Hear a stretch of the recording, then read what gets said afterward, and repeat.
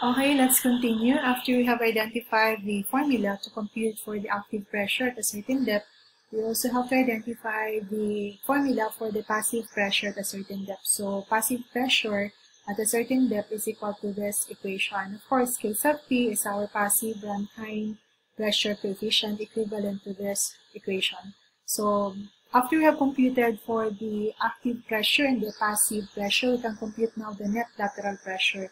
And the net lateral pressure, sigma prime, is equal to the active pressure minus the passive pressure. And you can simplify that one, and you have now the value for the net lateral pressure. And of course, you have to take note that L is equal to L1 plus L2. And you could identify the location of this L1 and L2, and of course L from our illustration presented a while ago. So the net pressure, sigma prime, equals 0 at a depth L3 below the dredge line. So basically, you can have this equation, and our L3, you have to take note that L3 is equal to this expression. So for the vertical, for the pressure diagram, based on the pressure diagram presented, our sigma sub 3 prime, which is HB, is equal to this equation. L4 times K sub P minus K sub A gamma prime. So at the bottom of the sheet pile, passive pressure acts on the right toward the left side, and the active pressure acts from the left towards the right side of the sheet pile. So basically, you can have this sigmas of P, which is our passive pressure, equal to this equation, and our active pressure is equal to this equation.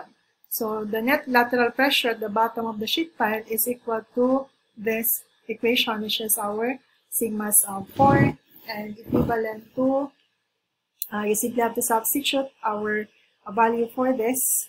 We're talking about now a passive pressure and the active pressure at the bottom of the sheet pile. So to get the net pressure, net lateral pressure at the bottom of the sheet pile, which is our sigmas of 4 here, you can have this equation. You simply have to substitute this value, and you simplify, you have now this equation. Our sigma sub 5 is equal to this expression, and our D, which is the depth of embedment, that is from the dredge line towards the bottom of the sheet pile, is equal to this equation.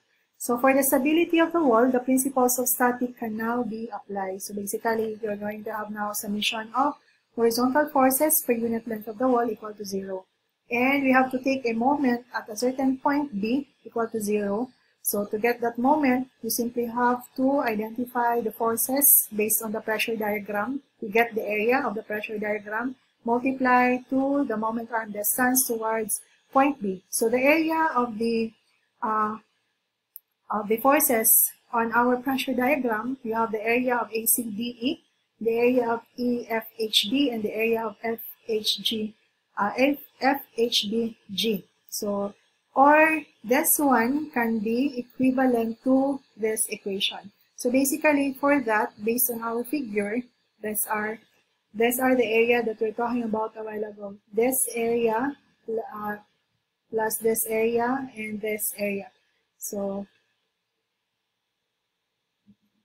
those are the areas of the pressure diagram. Or simply, you can have this equation. So this one equates up to 0. And of course, as mentioned, our P is the pressure diagram, the area of the pressure diagram of point ACDE. And if we're going to have this, after you have identified the area of our pressure diagram, you can have a summation of moment forces about point B.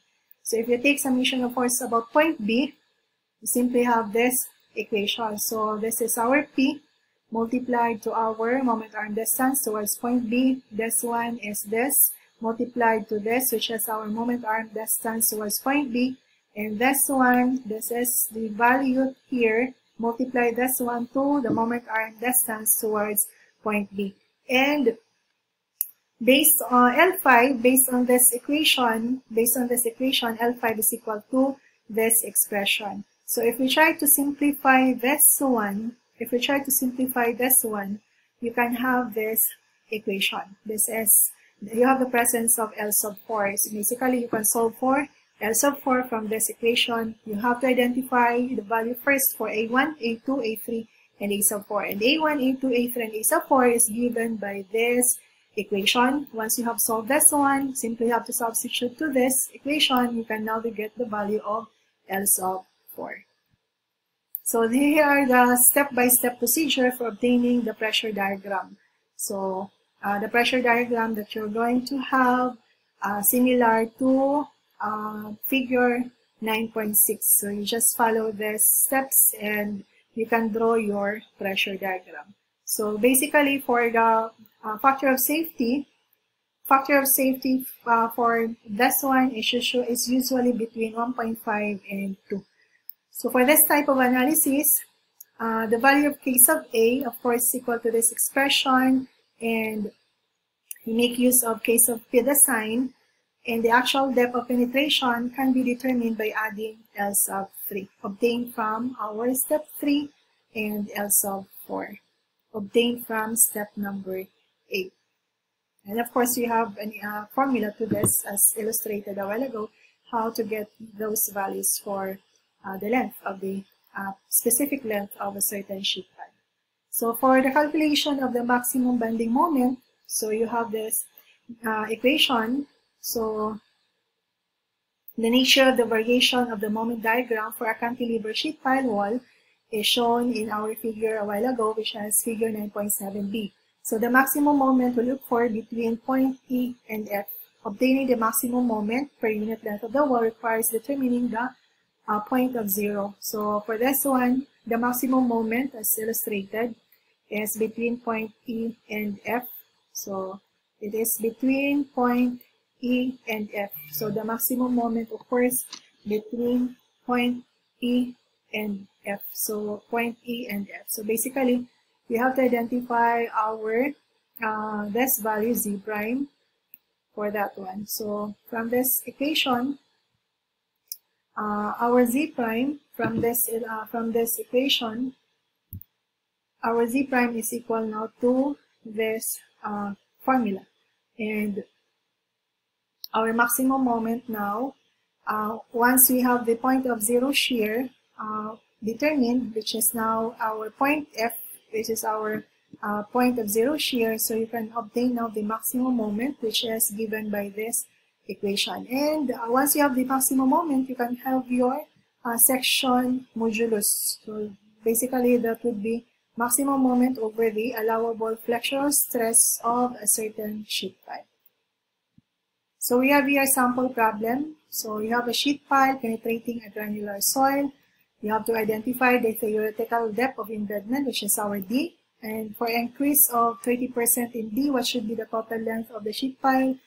And what should be the minimum section modulus of the sheet pile? So you're going to use sigma's net allowable stress is equal to 30 kips per square feet. So you're going to have step 1. You have to solve for K sub A and K sub P. So for this one, K sub A is 0.217, K sub P is 4.599. So afterwards, after you solve for the coefficient, lateral earth pressure coefficient for active and passive, you're going to have sigma sub 1 and sigma sub 2 based on our equation presented a while ago. Simply have to substitute the given values for L1, K sub A, and gamma, and your gamma prime. So you have now 0.26 for L1 prime, and sigma sub 2 prime is 0.551. Those are active pressure. And afterwards, you're going to get your L sub 3 using this equation, and that is 1.88 feet. And afterwards, after you have computed this one, you get your P, our total force acting on the sheet pile wall, so given by this equation.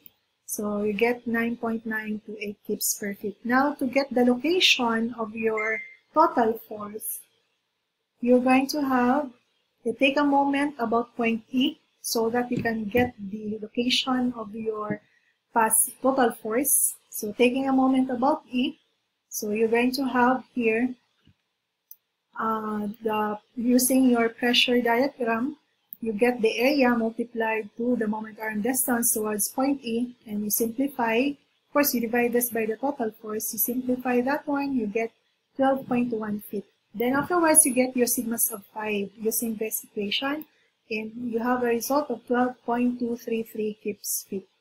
Then, so that you can get the value for L4, you have to get the value first for area 1, area 2, A3, and A sub 4. So, using this equation, you get the value of 41.7, 270.5, 13,363, and 106,863. Then after you have identified the value for A1, A2, A3, and A4, substitute the equation that we have previously presented.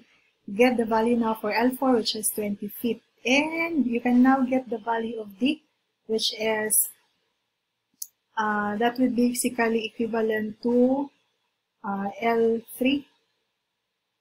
So we have here our L3, which is 1.88, plus our L4, which is 20, so you get 21.88 feet.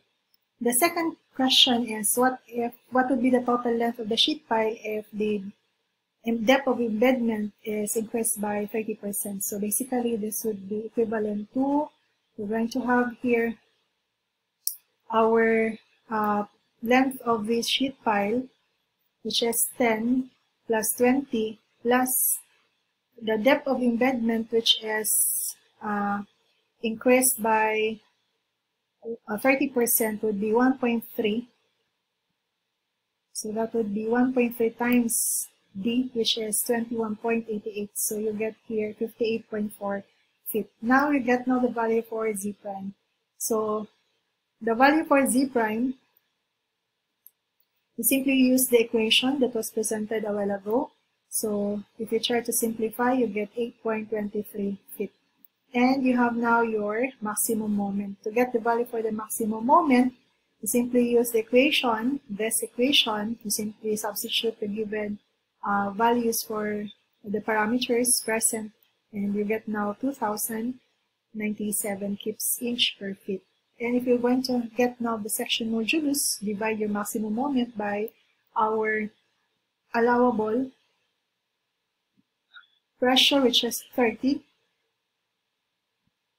So they get now 69.9 cubic inches per feet. So for this one, you have a special case of cantilever wall penetrating a sandy soil. So if you're going to observe this illustration, you have a cantilever wall penetrating a sandy soil. So you don't have now the presence of the water table. So if you don't have the presence of the water table, basically, you're going to resolve that through this equation. You have sigma sub 2 prime, of course, equivalent to this equation, sigma sub 3 prime, equal to this equation, sigma sub 4 prime, equal to this equation, and sigma sub 5 equal to this expression. And L3, you have this equation, P, which is this one, Z bar, given by this expression, and to get your L4, you have this equation similar to what we have a while ago, and you have to resolve first our A1, A2, A3, and A sub